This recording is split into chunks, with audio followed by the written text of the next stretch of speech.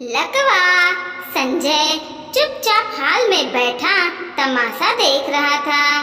दोनों देवरानी जेठानी आपस में लड़ रही थी।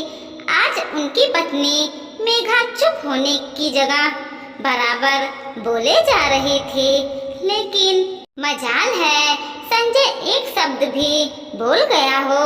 देवरानी विनीता गलत होते हुए भी अपनी गलती मानने को बिल्कुल भी तैयार नहीं हो रही थी। अजय ने मेघा को चुप करवाने की कोशिश भी की, पर आज तो मेघा जैसे शेर पर सवा शेर थी, किसी के रोकने पे भी रुक नहीं रही थी। आखिर मन के अंदर का भरा हुआ सारा मवाद निकाल निकाल कर बाहर आ रहा था। आखिर सहन करते करते 1 साल हो चुका था। विनीता शुरू से ही तेज तर्रार रहती है, हमेशा अपना काम मेघा पर डालकर खुद आराम से रहती थी। सासू माँ की तारीफ करके उन्हें अपने बस में कर रखा था। विनीता और मेघा की शादी एक ही दिन हुई थी, पर क्योंकि मेघा का पति बड़ा था, इसलिए मेघा का दर्जा जेठानी का था। मेघा पूरे परिवार को साथ लेकर चलने पर विश्वास करती थी, इसलिए कभी किसी काम से इनकार नहीं करती।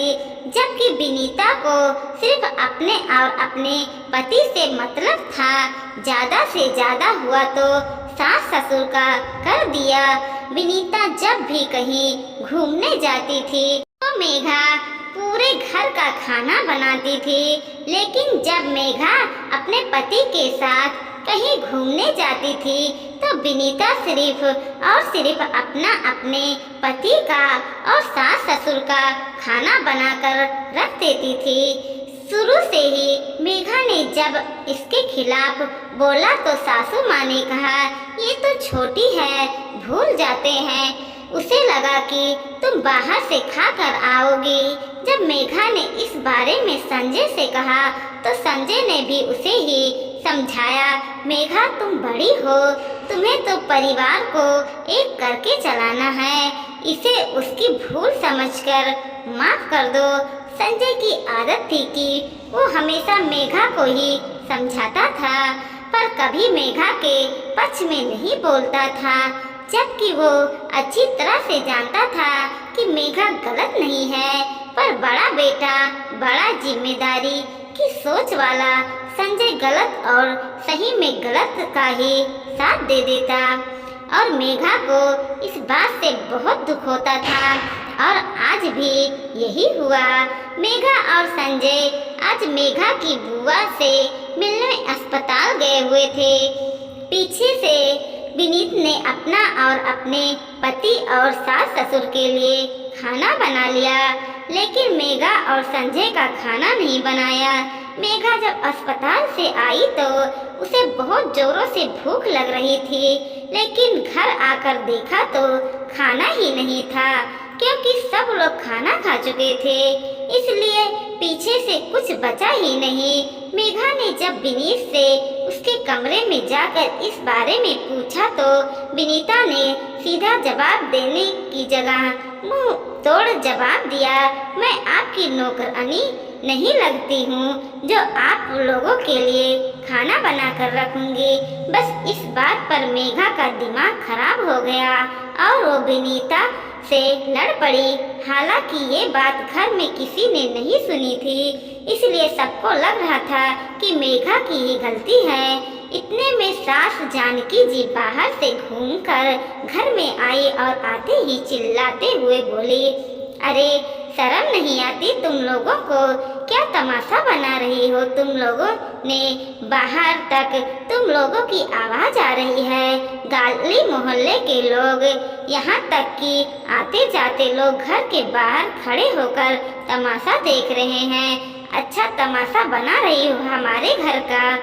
चुप हो जाओ दोनों और अंदर कमरे में जाओ। नहीं मम्मी जी, आज तो फैसला होकर ही रहेगा। मेघा ने कहा, बड़ी बहू ज्यादा सिर मत चढ़ो, तुम बड़ी हो, आगे चलकर घर की भागदौड़ तुम्हें ही संभालनी है और तुम हो कि इस तरह तमाशा कर रही हो। कुछ तो शर्म रखो। मम्मी जी, ये लाज और शर्म का पाठ हमेशा मुझे ही क्यों पढ़ाया जाता है, छोटी बहू को क्यों नहीं? जब देखो यह अपनी मनमानी करती रहती है और आप कहती हो यह छोटी है तो इसकी गलती को भूल समझकर माफ कर दो। आखिर कब तक माफ करती रहूंगी मैं? अरे ऐसी क्या गलती कर दी मैंने जो पूरा घर सिर पर उठा रखा है आपने? बड़ी बहू हूँ तो बड़ी बनकर ही रहिए ना। क्या जरा जरा सी बात को पकड़ कर लड़ बैठी गई। विनीत भी क्या कम थी, बीच में ही बोली। तभी जानकी जी बीच में ही बोली, अरे ऐसी क्या बात हो गई जो तुम इस तरह से लड़ने को तैयार हो गई? पूरा राशन पानी लेकर इस पर चढ़ गई। मम्मी जी, जब मैं बाहर गई थी विनीता ने भी आप दोनों के लिए और खुद के और देवर जी के लिए खाना बना लिया। हमारे लिए खाना क्यों नहीं बनाया? क्या हम इस परिवार के सदस्य नहीं हैं? या हम कह कर गए थे कि हम बाहर से खाना खाकर आ रहे हैं? अरे बस इतनी सी बात, नहीं बनाया तो खुद बना लो, तुम्हारी जिम्मेदारी इसके सिर है क्या जो इतनी सी बात पर लड़ रही हो? जानकी जी ने कहा, अच्छा मम्मी जी, ये इतनी सी बात है, जब ये लोग कहीं जाते हैं तो आप मुझसे पूरे घर का खाना बनवाती हो, लेकिन जब मैं या मेरे पति कहीं जाते हैं तो ये लोग हमारे लिए खाना तक नहीं बनाते। इस पर आप परिवार कहती हो। मेघा ने कहा, हे भगवान, आज क्या दुर्गा सवार हो गई है? इस पर संजय तू कुछ कहता क्यों नहीं है? भला इतनी छोटी छोटी बात पर लड़ते हुए अच्छे लग रहे हैं। ये जानकी जी की बात सुनकर संजय अपनी जगह से उठा और मेघा के पास आकर बोला, मेघा, क्यों तुम छोटी सी बात का बतंगड़ बना रही हो? 4 रोटियां सेकने में तुम्हें क्या जोर आ रहा है जो बेवजह पूरे घर का तमाशा कर दिया? बस पति देव, आज आप कुछ नहीं बोलेंगे। जब देखो तब आप इन लोगों का पक्ष लेते हुए मेरे लिए बोलते हुए आपकी जबान को लकवा मार जाता है। हर बार मुझे ही झुकने को कहते हो, पर इस बार नहीं। इस बार ना तो मैं झुकने वाली हूँ और ना ही माफी मांगने वाली हूँ। चाहे तो अब इस घर के 2 हिस्से ही हो जाएं। कहकर मेघा अपने कमरे में चली गई।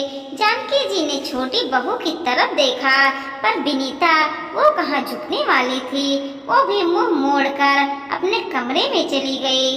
आखिर संजय ने बाहर से ही खाना मंगवाया, पर जानकी जी को ये बात अच्छे से समझ में आ गई कि अब जबरदस्ती दोनों बहुओं को एक साथ रोक कर रखना नामुमकिन है।